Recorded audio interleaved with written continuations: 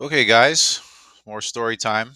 We're going to talk about Carney's first budget.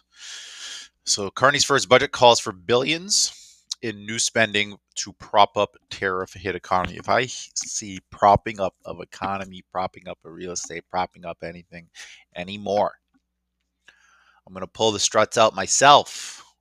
Some things just need to die for other things to be born. But we're going to see what Carney's got to say.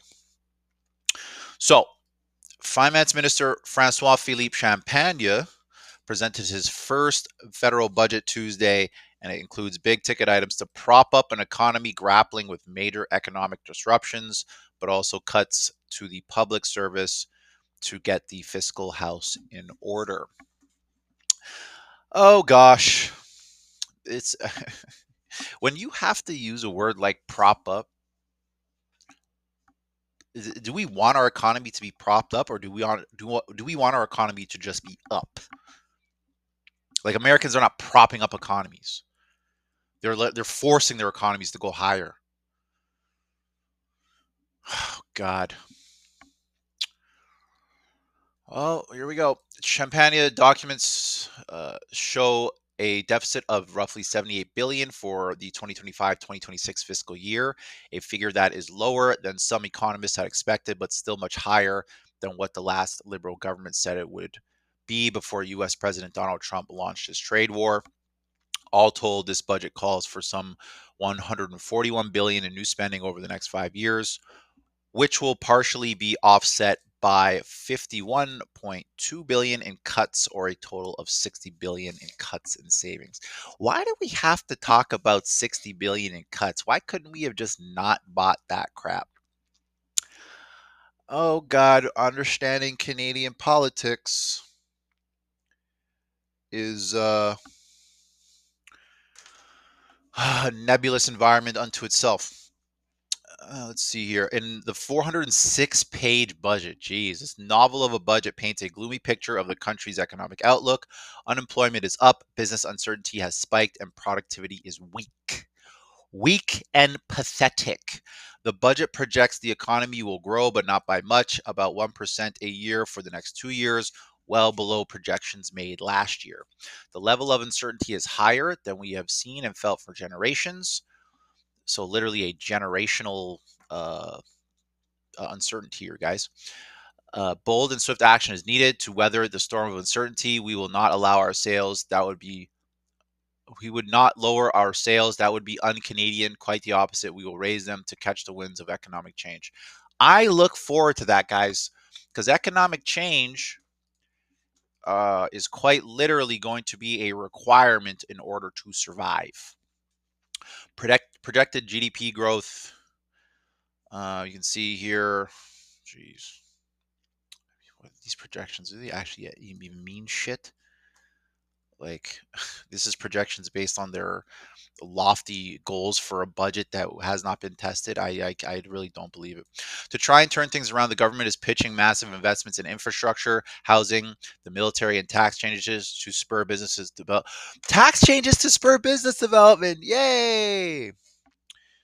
As Prime Minister Mark Carney drives to bolster Canadian self-sufficiency and put people Canadian self-sufficiency, guys. That's what I'm talking about. You have to be self-sufficient now. You can't just rely on someone to give you a little paycheck every 2 weeks. Pathetic. Budget highlights 141 billion more over the next 5 years, offset by 51.2 billion in cuts and savings. A $78 billion deficit this fiscal year, lower than some economists had expected. Slashes in bureaucracy, nearly 40,000 jobs through buyouts and attrition. Oh my God, guys, 40,000 jobs in the government had to be cut. It's insane. Like, why do we have such a big, bloated government? It's like if Canada, if you put the governments of all the countries like on a playing field, and like how they were and looked at as athletes, like lean economies, lean budgets, lean deficits, and stuff like that, you would have the American economy, like trillions of debt, not giving a shit. Kobe Bryant, shoot him up, 3 pointers, whatever. We'll do whatever we want. We're America. And then you have Tub of Love Canada walking around with hundreds of thousands of people trying to keep their job in the government and having to cut them all. Like, it's just pathetic, guys, man. How do we let it get this far? Like, I don't understand. Well, I understand, but I just don't want to. Major projects like high-speed rail, new ports, carbon capture, and storage face likely approval in the coming months. An $81 billion funding package for Canadian Armed Forces, including a Buy Canadian procurement plan. Immigration getting slashed. Immigration getting slashed, guys. With temporary residents like students and foreign workers to be cut by nearly 50%. So, wow, we're going to see like all these people running around downtown that been here for a few months are going to be halved. Well, maybe those young kids in Canada, maybe young Canadians will be able to get jobs. Who knows? Sahir Khan, a former deputy parliamentary budget officer and expert of Canada's finances, said the projected deficit, while relatively high, is manageable. The debt servicing costs are rising to $55.6 billion this year, which means more of every dollar to the government takes in is going to Canadian bondholders.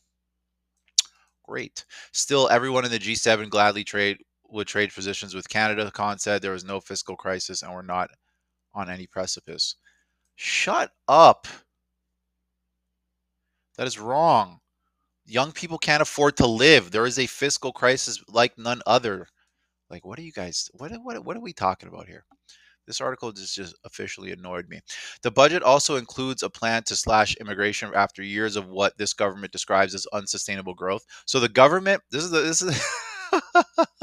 the government pumps immigrants into the country, turns around and slashes it and says, "Hey, that was unsustainable." Temporary foreign workers and students will see the steepest cuts, with admission falling by about half. The government also lays out a path to do away with the proposed Trudeau-era emissions cap and was loathed by the energy sector and some leaders in Western Canada.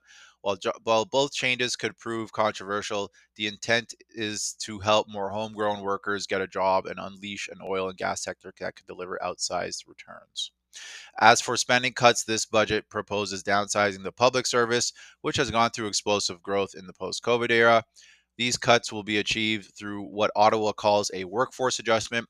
Ottawa will offer buyouts for some eligible bureaucrats and attrition to whittle the public service down from a peak of 370,000 workers, guys, to 330,000 by the end of 28-29. So 40,000 people in the government are getting slashed. Oh, well. Some programs like planting 2 billion trees are being scaled back. Ottawa will also pay less for medical cannabis for veterans. What the fuck? Changes how public sector pension plans are indexed for inflation, consolidate diplomatic properties abroad, and dial back foreign aid to pre-pandemic levels. Wow. We are going to dial back the number of hundreds of millions of dollars we're sending to other countries. Like, here you go, here are other countries, take all this money. Meanwhile, young people in Canada can't even get a job, guys. And I'm telling you, Canada's a safe place, but it's safe because people are brainwashed. Once people start to wake up and think like, hey, what the hell is all this stuff happening with the government? It might not be. And honestly, I see the crime rates going up too. Like, this type of behavior is questionable at best. Those funds will also be plowed into new projects, touting Canada's as a proud nation of builders. The centerpiece of Champagne's agenda is a $51 billion infrastructure program called the Build Community Strong Fund. Here we go again. Here we go again. Designed to turbocharge construction of everything from roads, ports, hospitals, and medical schools to community centers, parks, and transit, although initial details on what exactly will be funded are scant. So we're just saying $51 billion, just build more stuff, guys. Build for what, guys? What are we building for? People don't use city services, guys. We need to start thinking about technology and just connecting people who are disconnected from society to society in a meaningful way. Like, if I haven't engaged in city services in Toronto, since I've been here, I think I don't think I've used a library in maybe 20 years. So things like libraries, old community centers, like we gotta scrap this stuff, guys. We gotta get new hot shit, because young people are looking at these things and going, this does nothing for me. Literally nothing. Instead of a library, put up a computer center or a data center where the people at the data center can teach young people about AI and data operations. That's probably better than a library. I mean, libraries were good back in the day. Don't get me wrong. Like libraries did their job when they were good, but we have computers now. Like what the fuck? The budget also details some of the major projects the government has identified as likely contenders for fast track federal approval in the coming months, including high speed rail between Toronto and Quebec City. Oh my God. The budget promises to cut the construction start time in half, expanded port facilities in Churchill, critical minerals development throughout the country, and an Alberta based carbon capture and storage system called Pathway Plus to slash emissions in the oil sands, among other initiatives. As Canada stares down an increasingly protectionist US that is trying to draw business and jobs away, the budget is launching what government calls a productivity super deduction. What? Which allows businesses to write off a larger share of new capital investments right away on their taxes. That's good. This makes it much more attractive for companies to invest in machinery, equipment, and technology while also rendering Canada's tax code more competitive compared to the American one after Trump slashed through his recent Big Beautiful Bill. After this change, Canada's marginal effective tax rate for corporations will be the lowest in G7. Oh, let's go. That's the type of shit I like to read, man. God damn, corporate tax. Which Champagne hopes will encourage skittish businesses to invest more at home. Yeah, right. We started a new era. We know the world's changed. Our strategy has to change with it, and we choose Canada. We choose advance. We choose to invest. We choose to win. Carney told reporters just before the budget was tabled in the House of Commons. Historical investment, generational investment. He said, just generational wealth. That's what the crypto guys say when you buy the coins. Other measures to encourage investment include $2 billion for a critical mineral sovereign fund, which will help unlock natural resources that are crucial for the development of new technologies. Great. There are also measures to make developing low carbon liquefied natural gas more cost effective through tax incentives, something that comes at a time when partners in Asia and Europe are anxious to get more of the fossil fuel from Canada. Give it to them. Let's go. There's also a dedicated $925 million artificial intelligence AI fund, which Carney has identified as a priority. That's what I'm talking about. $1 billion. Let's go. Come on, guys. Carney, let's go. Double it up. $2 billion. Capital and operational spending are being reported separately for the first time in this budget. Capital spending is what the government spends on infrastructure and other fixed assets. The government says it's anything that contributes to public or private sectoral capital formation. That's got to be how corporate can you get with that sentence, guys? Whereas operational spending is costs like public servant salaries and benefits and money for transfers to people and provinces. While the overall deficit will remain relatively high for the foreseeable future, there is no plan to balance the budget in this document. Almost all of it is on planned capital spending like housing, infrastructure, and military, while an operational budget will be balanced after public service cuts. Khan said the Carney government is making a hard pivot from a past focus on social programs to bolstering the country's industrial policy to stanch Trump-inducing bleeding. Staunch the bleeding. Okay. Capital investments that could also draw more private sector investments and bear fruit in the coming years. In the end, it's all about execution. That was the Achilles heel of the last government, Khan said. As for housing, the budget includes previously announced plans to dramatically scale up home construction through a new federal agency called Build Canada Homes. How many more homes do we need, guys? We got thousands of condos downtown Toronto, no one in them. Come on, guys. Get people in there. Drop the prices. With an initial $13 billion investment over 5 years, the government is projecting tens of thousands of units will be built by prioritizing what it calls innovative factory-built housing and other affordable homes. Jesus Christ. Canada is also ramping up its military dramatically as it aims to reach NATO targets for years of being a laggard. 100%. We haven't done shit on the military side. It's pathetic. The budget is earmarking $81.8 billion for over 5 years to rebuild, rearm, and reinvest in the Canadian Armed Forces with an emphasis on recruiting and retaining more personnel and buying new equipment. You know what we should be doing? We should be getting all these young people who have no fucking jobs and recruiting them for the army. I guarantee you, not only are they going to be more disciplined have more mental wherewithal and resilience than ever before.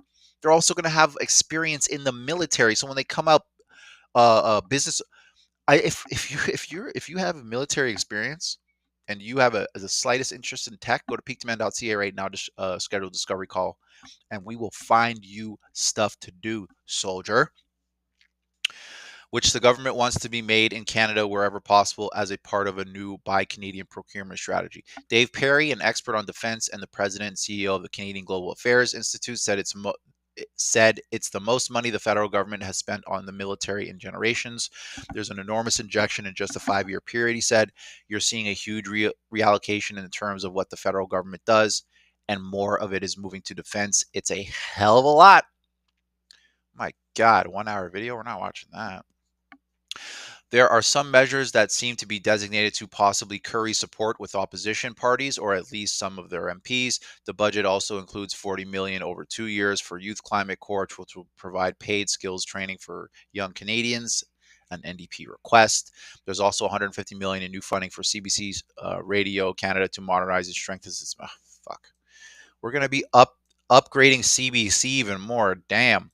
With Bloc Québécois has demanded in the past, the government said it will work with public broadcaster to explore participation in Eurovision, the popular song contest.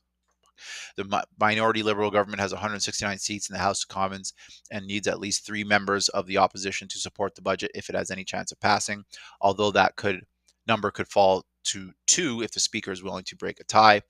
That equation could also change if some members abstain on the vote.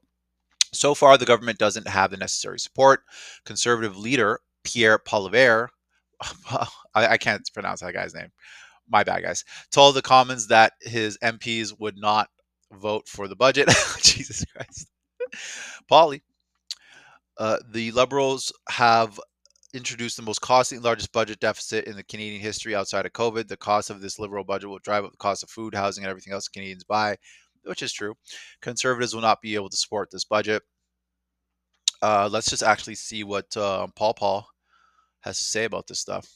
Our party wanted an affordable budget for an affordable life. And on behalf of all the Canadians who can no longer afford to eat, heat, or house themselves because of Liberal inflation, we Conservatives cannot support this costly Liberal budget. But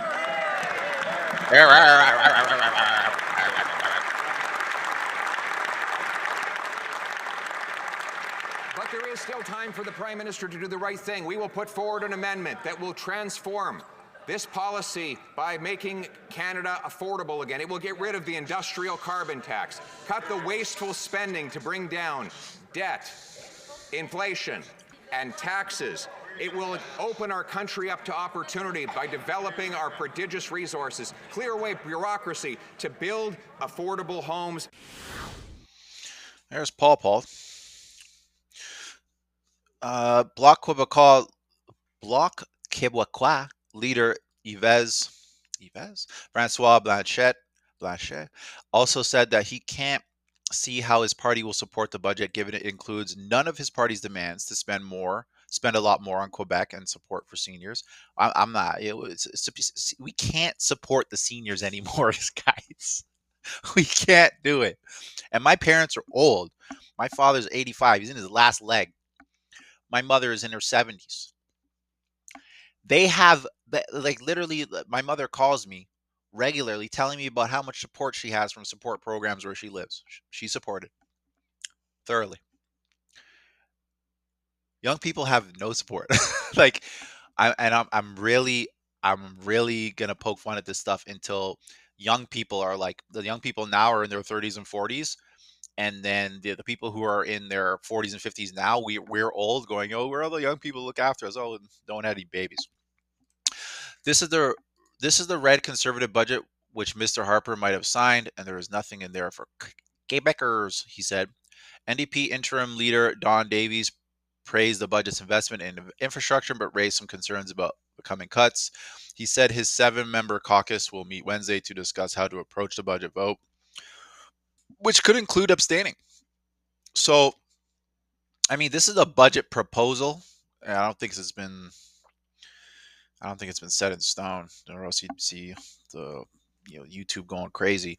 But essentially, Carney's trying to say, hey guys, all this social stuff we've been doing doesn't work really that well for our economy. So we're going to wipe it and we're going to put everything into infrastructure, building $1 billion for AI and build it for military. So I'm a liberal, but I spend like I'm a conservative, or at least I have the sentiments of a conservative. I spend like liberal.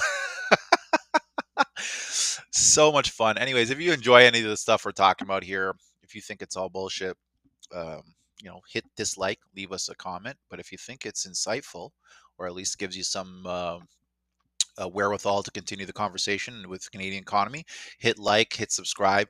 I think we're up to like 150 subscribers now. I'm honestly like, I'm ecstatic. Whenever someone new subscribes, I'm like, oh my gosh, like what did I say to get that person to want to see more of these conversations, this media, this news? Like, I really believe it's going to heat up even more in terms of the rhetoric in Canada, just because we are at a breaking point.